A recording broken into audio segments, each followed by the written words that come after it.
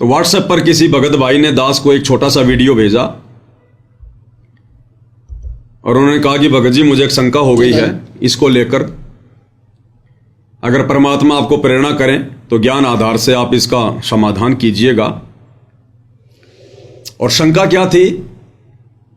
गुरुदेव भगवान ने एक सत्संग में कहा कि जैसे हम लोग ये फिनाइल वगैरह से बाथरूम साफ करते हैं, पोंछा वगैरह लगाते हैं, या जैसे हम बीमार हो जाते हैं तो हम लोग इंजेक्शन लगवाते हैं, टैबलेट खाते हैं, दवा खाते हैं, तो वो दवा क्या करती है शरीर में जाकर? जो हानिकारक जीवाणु होते हैं उनको मारती है।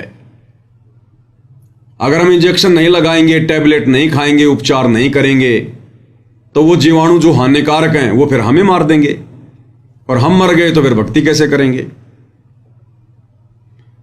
तो इसी संदर्भ में आगे गुरुदेव ने कहा कि जैसे कोई हिंसक जानवर है, कोई भेड़िया है, कोई सर्प है, कोई सांप है, अगर वो आपके घर में घुस जाए तो पहले तो उसको प्यार प्रेम से निकालो, फिर भी यदि वो नहीं निकल रहा है तो फिर उसको मार दें।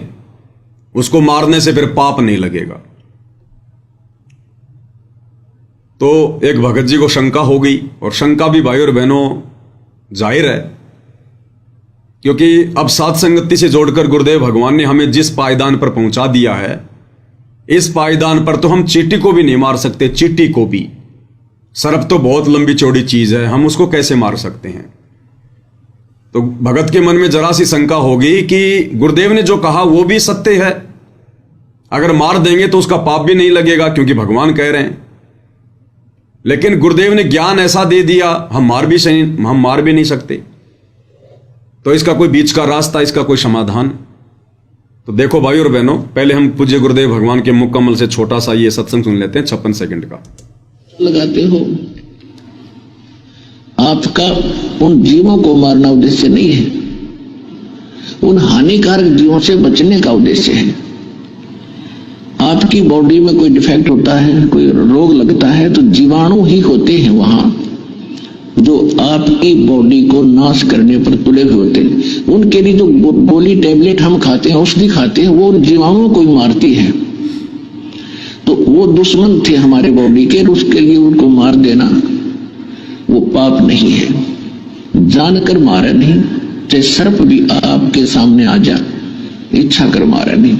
आपके घर में घुस जा और आपको लगे कि डस सकता है तो उसको कोशिश करो निकालने की, नहीं निकला तो बेसिक मार दो, उसका पाप नहीं। तो इस तरह के हमने कर्मों को बचाना है और परमात्मा के विधान अनुसार हमने अपनी भक्ति को चलाना है। तो गुरुदेव भगवान ने जो बात कही वो भगत को समझ में नहीं आई, और भगत ने कहा कि भगत जी हम सर्प को कैसे मार सकते हैं? बिल्कुल भगत जी, अगर आपको परमात्मा ने प्रेरणा की है, आपने ये वीडियो भेजा है, तो परमात्मा ने एक संदेशा भक्तों को दिलवाना है। देखो भाई और बहनों, हम कोई सामान्य भगत नहीं हैं।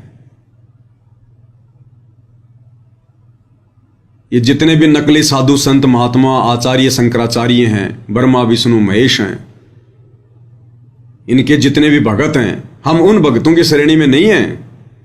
हम तो उनके गुरुओं से भी ऊपर की श्रेणी में हैं। हम तो उन शंकराचार्यों से भी ऊपर की श्रेणी में हैं। गुरुदेव भगवान ने हमें अपने आशीर्वाद से तत्व ज्ञान देकर, अपनी शरण में लेकर उस स्तर पर बैठा रखा है। ब्रह्मा विष्णु महेश भी इस अध्यात्म ज्ञान में आप और हमारे से नीचे नीचे हैं, नीचे नीचे। तो गुरुदेव ने जो कहा है वो भाई और बहनों उन सत भक्तों के लिए नहीं कहा। यह आदेश गुरुदेव का सर्व के लिए नहीं है, सबके लिए नहीं है।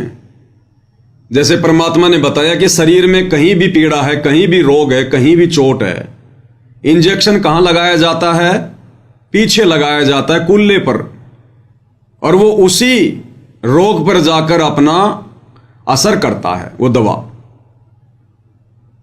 तो गुरुदेव भगवान का जो ज्ञान है वो पहली से लेकर पीएचडी तक का है, क्योंकि सत्संग में हर श्रेणी के भगत भाई बहन बैठे होते हैं। किसी ने आज ही नाम लिया है, किसी को 1 महीना हो गया, किसी को सतनाम मिल गया, कोई सारनाम प्राप्त है, कोई 20 साल का भगत है। तो गुरुदेव के जो वचन होते हैं वो सबके लिए होते हैं, और जिसकी जैसी क्षमता होती है, जिसकी जैसी समझ होती है, उसी अनुसार वो गुरुदेव के वचनों को ग्रहण कर लेता है। तो गुरुदेव ने ये जो बात कही है कि आपके घर में यदि कोई सांप वगैरह घुस जाए तो प्रथम तो उसको प्यार प्रेम से निकालने का प्रयास करो। फिर भी आपको लगता है कि अब ये डसेगा, मारेगा, तो फिर हम उसको मार दें, उसमें फिर कोई दोष नहीं है। यानी गुरुदेव ने सांप को मारने के लिए क्यों कहा कि हम यदि सांप को नहीं मारेंगे तो सांप फिर हमें मारेगा। इसीलिए तो, ताकि हमारा शरीर बचा रहे, इसीलिए तो कहा परमात्मा ने। इस आधार से भाइयों और बहनों, अगर कल को हमारा पड़ोसी जबरदस्ती हमारे से झगड़ा कर ले, हमारे घर में घुस जाए, तो प्रथम तो हम उसको प्यार प्रेम से कहेंगे, भाई देख तू मान जा, मैं भगत आदमी हूं, क्यों परेशान कर रहा है, मुझे अपनी भक्ति करने दे। प्रथम तो प्यार प्रेम से उसको बाहर निकालेंगे, और फिर भी वो जबरदस्ती हमें मारने पर आतुर हो, लठ हाथ में ले रखा हो, धारमदार कोई हथियार हाथ में ले रखा हो, या कोई फौज पुलिस से रिटायरमेंट हो अपनी बंदूक लेके आ गया हो कि नहीं आज तो मैं तेरा भगत जी काम ही तमाम करूंगा, तो क्या भाई और बहनों फिर हमने उस व्यक्ति को मार देना चाहिए? भाई अन्यथा वो हमारे को मार देगा, फिर हम भक्ति कैसे करेंगे? भाई गुरुदेव ने यही तो कहा कि प्रथम तो सांप को, जो आपको मारना चाहता है, आपको डसना चाहता है, आपका जीवन समाप्त करना चाहता है, प्रथम तो प्यार प्रेम से बाहर निकालो, नहीं निकलता तो फिर मार दो। तो ऐसे ही आपका पड़ोसी या अन्य कोई व्यक्ति जबरदस्ती आपके घर में घुसकर, क्योंकि ये तो कलयुग है, यहां तो जबरदस्ती की आफत दरवाजे पे खड़ी रहती है, तो यदि वो आपको मारने आ जाए और बंदूक हाथ में लेके आ जाए कि बस आज तेरे को मारूंगा, तो गुरुदेव के इस सत्संग आधार से तो फिर हमने उस व्यक्ति को मार देना चाहिए, कि वरना ये मुझे मारेगा। और मार दिया तो फिर क्या होगा? मार दिया तो फिर क्या होगा? फिर जेल में बैठ के भक्ति करने की, जेल में बैठ के भक्ति करनी पड़ेगी पूरी उम्र। तो गुरुदेव के कहने के भावार्थ को समझिए भाइयों और बहनों।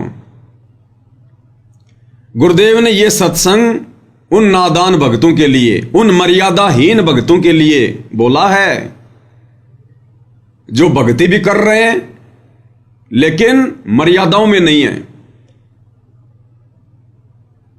जो अपने सतगुरु को और भक्ति को हल्के में ले रहे हैं। उन आत्माओं के लिए गुरुदेव ने कहा है, अगर कोई शरप या कोई ऐसा जानवर, कोई भेड़िया वगैरह अगर आपके घर में घुस जाए या आपको मारने पर आतुर हो, तो आप उसको मार दो, वो पाप आपको नहीं लगेगा। क्यों कहा गुरुदेव ने? कि वो मर्यादा में तो है नहीं, उसकी पूरी श्रद्धा, पूरा विश्वास तो अपने भगवान पर है नहीं, और भगवान उसी की मदद करेगा जो मर्यादा में होगा, जिसको विश्वास होगा। कहे कबीर सुनो वे साधो, मैं तो हूं विश्वास में।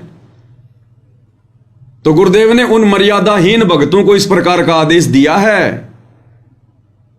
कि मैं तो उनका कोई बचाव जो कर नहीं पाऊंगा उन विशेष परिस्थितियों में, क्योंकि वो मर्यादा में नहीं है,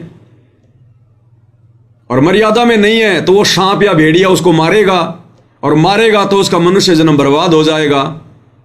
इससे अच्छा है उस सांप को, भेड़ियों को वो मार दे, कम से कम उसका शरीर तो बचा रहेगा, टूटी फूटी भक्ति तो करता रहेगा। अन्यथा सांप उसको मार देगा, खा जाएगा, डसेगा उसको, भेड़िया मार देगा उसको। तो ये उन अमर्यादित भक्तों के लिए परमेश्वर ने ये बात कही है, और गुरुदेव ने अपने मुख कमल से बोल दी, तो फिर परमात्मा उसका पाप उस भगत को नहीं लगने देगा, बस उसका शरीर फिर सुरक्षित रहेगा, वो नालायक भक्ति करता रहेगा अपनी। और भाई जो मर्यादा में है, जिसका विश्वास अपने गुरुदेव भगवान पर है, जो अपने गुरु को परमात्मा मान लिया है, और जिसने अपना तन मन धन अपनी आत्मा के कल्याण के लिए अपने गुरुदेव के चरणों में न्योछावर कर दिया है, उसका तो शेर भी बाल बाका नहीं कर सकता। शेर भी, काल भी 100 कदम दूर रहेगा उस भगत से, काल भी। फिर सर्प क्या बिगाड़ लेगा भाई उसका? सर्प क्या बिगाड़ लेगा? फिर भगवान कौन से दिन काम आएगा? फिर भगवान कौन से दिन हमारी मदद करेगा? कौन से दिन हमारी हेल्प करेगा? इसके लिए भाई और बहनों हमने सत्संगों को आधार बनाना पड़ेगा। सत्संगों को, मान लीजिए मैं पवन दास मर्यादा में हूं, जो मर्यादा मुझे गुरुदेव ने बता रखी है, मैं गुरुदेव के प्रत्येक वचन में चल रहा हूं। अनजाने में भले मेरे से गलती हो रही हो, लेकिन जानबूझ के मैं नहीं कर रहा। जितना मुझे ज्ञान है, जितना मैं गुरुदेव की मर्यादाओं से परिचित हूं, और मैं अपना जीवन अपने गुरुदेव के चरणों में समर्पित कर चुका हूं, तो सर्प मेरा बिगाड़ क्या लेगा? अगर मुझे डस भी लेगा तो मेरा बिगाड़ क्या लेगा? वो जहर मेरे ऊपर असर ही नहीं करेगा, क्योंकि गुरुदेव ने कह रखा है कि जो मर्यादित भगत है उनके ऊपर काल का विधान लागू नहीं होता। तो ये सर्प से डसना, अकाल मौत होना, ये काल का विधान है, ये मर्यादित भगत के ऊपर लागू नहीं है। हम लोग रोजाना असुर निकंदर रमेणी करते हैं, भक्ति बोध से असुर निकंदर रमेणी, और उसमें लास्ट में रक्षा मंत्र आता है। फिर हम क्यों पढ़ रहे हैं इसको? क्या शिक्षा ली फिर हमने इससे? क्या कह रहे हैं गुरुदेव? सतगुरु शरण शरणाई, शरण गए कछु भय नहीं व्यापे, काल जाल भय मिट जाई। यानी सतगुरु की शरण में आने के बाद अगर आप मर्यादा में रह के भक्ति कर रहे हैं तो काल का जाल उस भगत के ऊपर से हट जाता है।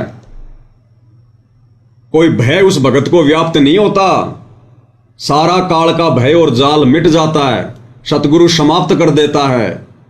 उस आत्मा को सतगुरु काल के विधान से बाहर कर देता है। रोग शोग छल छिद्र न व्यापे, सन्मुख न ठहराई। रोग यानी कोई भी शारीरिक रोग, जैसे कैंसर वगैरह, एड्स वगैरह, अन्य जो लाइलाज बीमारियां हैं, या ऐसा कोई भयंकर रोग या बीमारी जो भगत की भक्ति में बाधा बन जाए, ये उस मर्यादित भगत के आसपास भी नहीं फटकेगी। शोग यानी कभी भी उस भगत को कोई दुख नहीं हो सकता, घर में कोई अकाल मृत्यु नहीं हो सकती, घर में कभी कभी कोई वो अमंगल नहीं हो सकता, जिस कारण से उस घर में शोक का माहौल बन जाए। रोग शोग छल छिद्र न व्यापे। छल छिद्र, हमारे ऊपर कोई भी जादू जंत्र वगैरह काम नहीं करेगा। हमारे साथ में कोई कितना भी धोखा क्यों ना करो, जंत्र मंत्र क्यों ना करवाओ, संसार का सबसे बड़े से बड़ा कोई बाबा बंगाली क्यों ना आ जाए, जो दीवारों पे लिखा होता ना, वशीकरण मंत्र बाबा बंगाली फलाना दिखना, वो बाबा बंगाली का बाबा भी क्यों ना आ जाए। सतगुरु रामपाल जी परमेश्वर जी के मर्यादित भगत पर उसका कोई जंत्र मंत्र काम नहीं करेगा। सन्मुख ना ठहराई, सामने भी नहीं ठहर पाएगा उसका जंत्र मंत्र सतगुरु रामपाल जी के मर्यादित भगत पर। और जहर अग्नि तन निकट न आवे, दूरी जात रंगाई। जहर और अग्नि उस भगत के निकट भी नहीं आ सकती। अब सांप काटेगा तो आदमी जहर से तो मरेगा, तो फिर हम क्यों मारेंगे सांप को? अगर वो काट भी लेगा तो शरीर में क्या फैलाएगा? जहर। और गुरुजी क्या कह रहे हैं कि जो मेरा मर्यादित भगत होगा, जहर और अग्नि तन निकट न आवे, तन यानी शरीर, मेरे भगत के निकट भी नहीं आ सकता। जहर और अग्नि यानी जहर और अग्नि से मेरे भगत की मृत्यु नहीं हो सकती। दूरी जात रंगाई, दूर भाग जाएंगे। वीर बेताल बाण ना लागे, यम के कोट डहाई। इस काल के द्वारा छोड़े गए उसके जो हलकारे हैं, जो काल की जो शक्तियां हैं, वीर बेताल भैरव भूत, ये पितर, ये प्रेत, कहते हैं ये निकट भी नहीं आ सकते। इनका कोई भी तीर, ये कोई भी जो शक्तियां हैं जो काल की, ये भगत को नुकसान नहीं पहुंचा सकती। जम के कोट डहाई, कोट यानी उसका किला, जम यानी काल, डहाई यानी ढह जाएगा, काल का वो किला भी ढह जाएगा। 98 पुण्य मूठ ना लागे, उल्ट तही दरखाई। 98 प्रकार के जादू जंत्र होते हैं, वशीकरण होते हैं दूसरों को पीड़ा देने के लिए, ये मूठ वगैरह। तो कहते हैं 98 पुण्य मूठ ना लागे, सतगुरु रामपाल जी के मर्यादित भगत पर ये 98 प्रकार के जंत्र मंत्र भी फैल हो जाएंगे। उल्ट ताही दरखाई, जो हम पर मूठ वगैरह छुड़वाएगा या करवाएगा, उल्टा उसी के ऊपर जाकर वो जंतर मंत्र काम करेंगे, उल्टा उसी को पीड़ा देंगे। बैर करे सोए दुख पावे, सुरती शब्द मिल जाई। भगत के साथ अगर कोई बैर करेगा, ये भगतों की बात हो रही है, मर्यादित भगतों की, उन भक्तों की नहीं जिन्होंने खाली सतगुरु रामपाल जी से उपदेश ले लिया, गले में लॉकेट लटका लिया, हाथ में रक्षा सूत्र बांध लिया, मुंह में सत साहेब और मर्यादा कोई है नहीं, राजनेताओं की रैलियों में धक्के खा रहे हैं। तो वो तो केवल अपने संस्कार आधार से बचेंगे, सतगुरु उनकी रक्षा नहीं करेगा। अगर किसी पर आपत्ति आ भी गई, अगर वो बच भी गया, तो सतगुरु उसके संस्कार से करेगा, उसकी वर्तमान भक्ति से नहीं करेगा। सुरती शब्द मिल जाई, यानी भगत की तो भक्ति आगे बढ़ेगी, उसकी सुरती आगे को बढ़ेगी, लोग चाहे उसके साथ कितना ही बैर भाव क्यों ना करें। कहे कबीर हम जमदम पे लिया सतगुरु लाख दुहाई। और कबीर परमेश्वर कह रहे हैं कि मैंने यमदूतों के समूह को मार मार के भगाया। कहे कबीर हम जमदम पे लिया, सतगुरु लाख दुहाई, सतगुरु दुहाई दे रहे हैं कि मेरी बात पे यकीन करना, विश्वास करना, साक्षी मानना इस बात को, साध वचन पलटे नहीं चाहे पलट जाए ब्रह्मांड। तो भाई एक तरफ तो गुरुदेव भगवान कह रहे हैं कि मेरे मर्यादित भगत पे तो जहर काम ही नहीं करेगा, तो सांप कौन सा अमृत छोड़ेगा?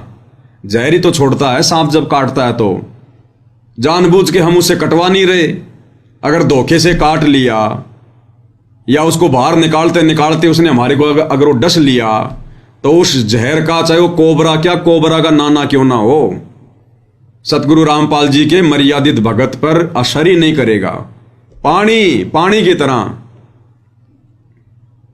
दूसरी बात भाई और बहनों, आपको समझ में आएंगी ये सारी बातें कि परमेश्वर ने जो सांप को मारने की बात कही है, ये केवल अमर्यादित भक्तों के लिए कही है, क्योंकि गुरु तो उनकी रक्षा करेगा नहीं। इससे अच्छा नालायक वो सांप को मार दे, क्योंकि सर्प मर जाए तो ठीक है, अगर मनुष्य मर जाएगा तो नुकसान है, क्योंकि सर्प तो भक्ति नहीं कर सकता, वो तो दूसरी योनि ले लेगा, लेकिन वो मर गया तो भक्ति कैसे करेगा? तो उन अमर्यादित भक्तों के लिए कहा गुरुदेव ने। अन्यथा भाई और बहनों, आज हम तो गुरुदेव की शरण में हैं, वर्तमान में हमें तत्वदर्शी संत प्राप्त है, हम शत भक्ति मंत्रों का जाप कर रहे हैं, कलयुग की बिचली पीढ़ी है। और यदि हम जरा सा पीछे जाएं, सतयुग में या त्रेता युग में, जब भगत प्रहलाद जी का जन्म हुआ था, उसका पिता हिरण्याकुश उस भगत को परेशान करने के लिए, उस भगत को जान से मारने के लिए उसने 84 प्रकार की घटनाओं को अंजाम दिया था, 84 प्रकार के यत्न किए थे। और एक समय उसने भगत प्रहलाद को जान से मरवाने के लिए अपने सैनिकों को आदेश दिया कि इसको जंगल में ले जाओ और इसको सर्पों के बीच में डाल दो, सर्पों के बीच में, जहरीले सर्पों के बीच में। भगत प्रहलाद को सैनिक पकड़ कर ले गए और जंगल में सर्पों के बीच में डाल के आ गए। वापस घर पे आ गए। दूसरे दिन हिरण्यकश्यप ने आदेश दिया कि जाओ, अब तक तो सांप उसको खा चुके होंगे, मर चुका होगा, उसकी डेड बॉडी को ले आओ। मेरे आदेश की अवहेलना करने वालों का क्या अंजाम करता हूं मैं, ये दुनिया भी देखेगी। ले आओ उसकी डेड बॉडी को। सैनिक गए तो सैनिकों ने क्या देखा? दोपहर का समय था, धूप बहुत ज्यादा थी, सैनिकों के पसीने पसीने। और जब वो गए वहां पर कि वो मर चुका होगा, सैनिकों ने देखा वो जहरीले सर्प बहुत सारे, सैकड़ों की संख्या में। और भगत प्रहलाद के ऊपर अपने फण उठाकर छाया करके बैठे थे, छाया करके। भगत प्रहलाद के चारों तरफ अपने फण उठाकर छाया किए हुए थे वो सर्प, छाया, कि भगत को कहीं कोई गर्मी ना लग जाए। फिर आज हम सर्प क्यों मारेंगे? हम क्यों मारें? हमें किस बात का भय?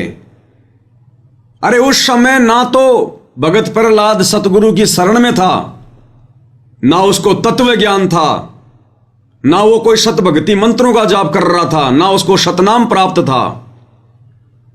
केवल उसकी पिछली भक्ति के फलस्वरूप। और वो जहरीले सर्प, अब सतयुग के त्रेता के सांप भी कितने बड़े बड़े होंगे, कितने जहरीले होंगे। और वो भगत प्रहलाद के ऊपर छाया करके खड़े हैं। किसकी मेहरबानी से, किसके आशीर्वाद से? सतगुरु रामपाल जी परमेश्वर जी के आशीर्वाद से, इस कबीर भगवान की मेहरबानी से। फिर हमें किस बात का डर है भाई? हम तो आज सतगुरु की शरण में हैं। धरती पर सतगुरु प्रकट है, हर प्रकार से गुरुदेव ने सत भक्ति दे दी। गारंटी दे रहा है कि अगर मेरी शरण में रहोगे, मर्यादा में रहोगे, काल भी तुम्हारा बाल बाका नहीं कर सकता। फिर हम एक सांप को मारेंगे? फिर हमसे बड़ा अज्ञानी और मूर्ख भगत कौन होगा? ये उदाहरण दिए भगवान ने, सत्संग इसीलिए किए ताकि जब हमारे सामने ऐसी धर्म संकट की स्थिति उत्पन्न हो जाए तो हम मर्यादा तोड़ने से बचें। अरे और तो छोड़ो, अरे मीराबाई ने तो जहरीले शराब का और जहरी पी लिया था भगवान का नाम लेकर। परमात्मा पे विश्वास करके उसके देवर ने, राणा ने जहरीले शराब का विष मंगवाया था कि जीभ पर रखते ही मर जाए। अरे आजकल के सांप तो यूरिया, क्योंकि खेती सब यूरिया हो गई। अब चूहे क्या खाएंगे? फसल खाएंगे, कीड़े मकोड़े खाएंगे। चारों तरफ यूरिया यूरिया है, सांप उन चूहों को खाएंगे। चारों तरफ यूरिया यूरिया है, पेस्टिसाइड है। आजकल के तो सर्पों का जहर भी निष्क्रिय हो चुका है। और मीराबाई को जिस सर्प का जहर मंगवाकर मारने का प्रयास किया गया था, वो कितना जबरदस्त जहर था। और अपने भगवान पर विश्वास करके उसने तो जहर पी लिया था। वो तो बेचारी इतने सत्संग भी नहीं सुनती थी, लेकिन उसने विश्वास किया। वो जहर उसका बाल विवाह का नहीं कर पाया, क्योंकि मालिक की वाणी है, जहर अग्नि तन निकट ने आवे, दूरी जात रंगाई। बताओ फिर हम क्यों डर रहे हैं भाई? फिर हम क्यों सर्प को मार देंगे? अरे सर्प को मारने की नौबत ही ना पड़े, मर्यादा में रह के भक्ति करो ना। परमात्मा सर्प तुम्हारे निकट ही नहीं आने देगा। परमात्मा तुम्हें कभी ऐसी परिस्थितियों में पड़ने नहीं देगा। अगर हम गुरु को परमात्मा मान के मर्यादा में रह के भक्ति करेंगे तो फिर हमें डर किस बात का? और एक सत्संग में गुरुदेव भगवान ने क्या कहा? गुरुदेव भगवान ने कहा कि जब भी तुम्हारे ऊपर ऐसी कोई आपत्ति आवे, कोई आपदा, कोई संकट आवे, डगमग मत होना। अगर तुम्हारा कति सर्वनाश भी होने वाला हो, सर्वनाश, सर्वनाश किसको कहते हैं? यानी सब कुछ लुटना हो, पिटना हो, इंसान ने बर्बाद होना हो, तो गुरुदेव कहते हैं तुम्हारा यदि कति सर्वनाश भी होना हो, आपत्तियों के कितने भी बादल क्यों ना जो है मंडरा रहे हो, तुम एक बार अपने भगवान पे विश्वास करके देखना। विश्वास करके, अरे अगर कोई अमर्यादित भगत भी अगर विश्वास कर ले तो परमात्मा ने उस अमर्यादित की भी उसके विश्वास आधार से रक्षा करनी पड़ती है। तो क्या कह रहे हैं गुरुदेव भगवान? अपना आत्मा हमारा इतना दिल कमजोर हो चुका है कि हम वहां तक बुद्धि उठती नहीं ना, दिल डटता कि हम भगवान पे इतना विश्वास कर सके। जैसे कहते हैं कि तुलसी बेरुआ बाग में शीतत भी मुरझावे, राम भरोसे जो रहे वो पर्वत पर लहरावे। बगीचे के अंदर बूटा लगा दिया, पौधा लगा दिया, सिंचाई करते करते खत्म हो जाता है, मुरझा जाता है। राम भरोसे पर्वत के ऊपर कोई संभालने वाला नहीं, कोई सिंचाई करनिया नहीं। कहते राम भरोसे जो रहे पर्वत पर लहरावे। तो हमारा इतनी बुद्धि उठती नहीं, लेकिन इसको उठाने का ये प्रोसीजर है। एक दिन ऐसी दृढ़ता होगी आपके अंदर, सर्वनाश होता दिखा आपने, आप दृढ़ रहना भगवान के ऊपर, फिर देखना ऐसा बादल टल जाएगा दुख का, तो सोच भी नहीं सकते आप।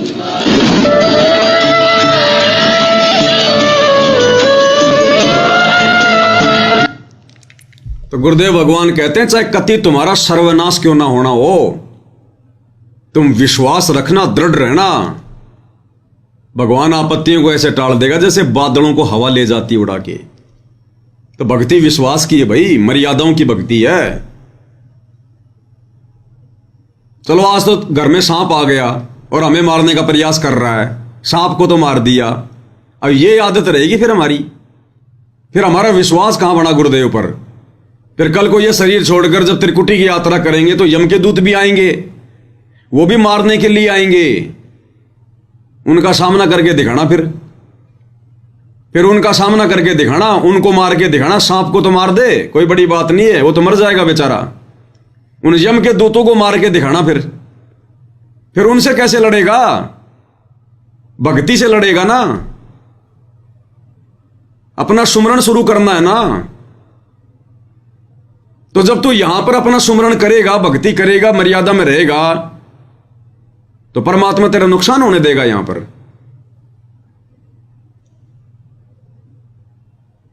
और एक सत्संग में गुरुदेव भगवान ने मीराबाई के चाचा ससुर भुवन के बारे में बताया।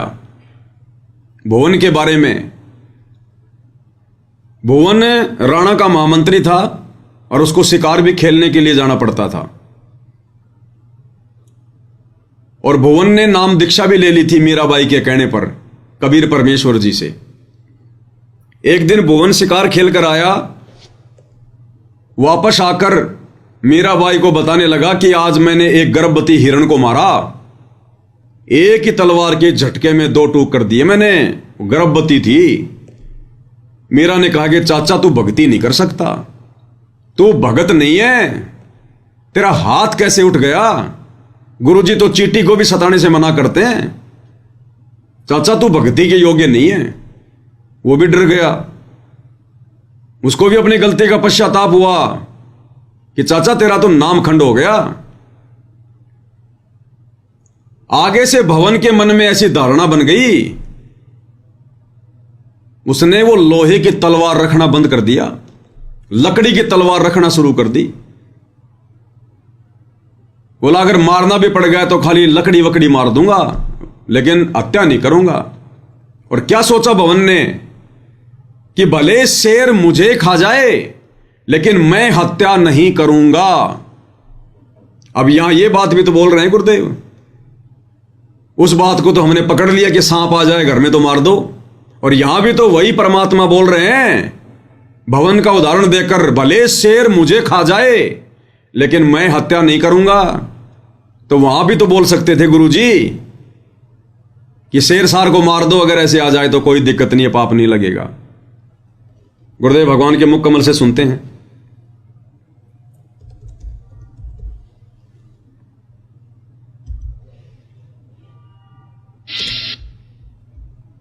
क्या कह रहे हैं गुरुदेव भगवान? तो उस दिन पहले वो महामंत्री था, ये क्या नाम है, भवन जो है इसका महामंत्री था, किसका? राणा का, क्योंकि अपना कॉन्फिडेंस चाचा उसने महामंत्री रखा था। और एक बार वो राणा के साथ भवन उनका महामंत्री, तो उसने गर्भवती मृगिणी को काट दिया था। गर्भवती मृगिणी उसकी तलवार पे शिकार कर दी थी और वो तड़प तड़प कर माँ बेटा दोनों मर गए थे। उस दिन के बाद वो मीराबाई से आकर उसने बताया कि बेटी आज मेरे से ये गलती होगी।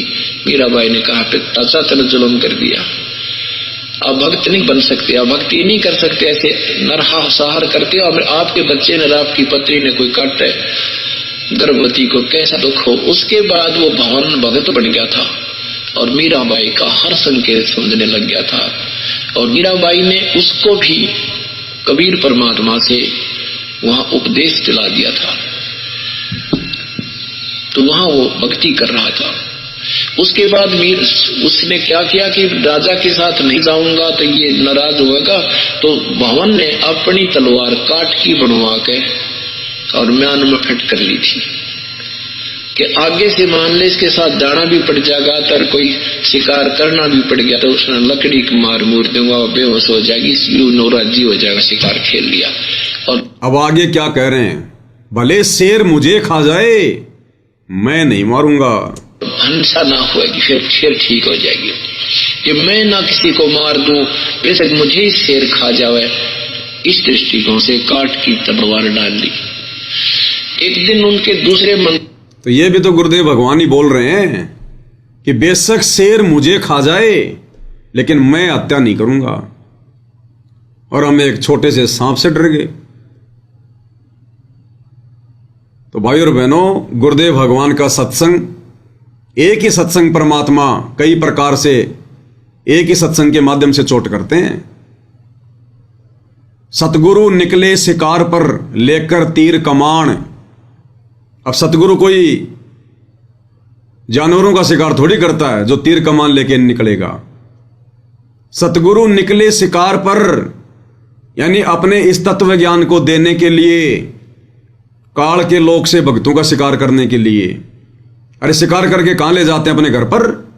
तो सतगुरु काल से, जो हम यहां पर जो फंसे पड़े हैं भगत, इनका शिकार करेंगे अपने तत्व ज्ञान रूपी बाणों से, अस्त्र शस्त्र से, और फिर अपने घर सतलोक लेकर जाएंगे।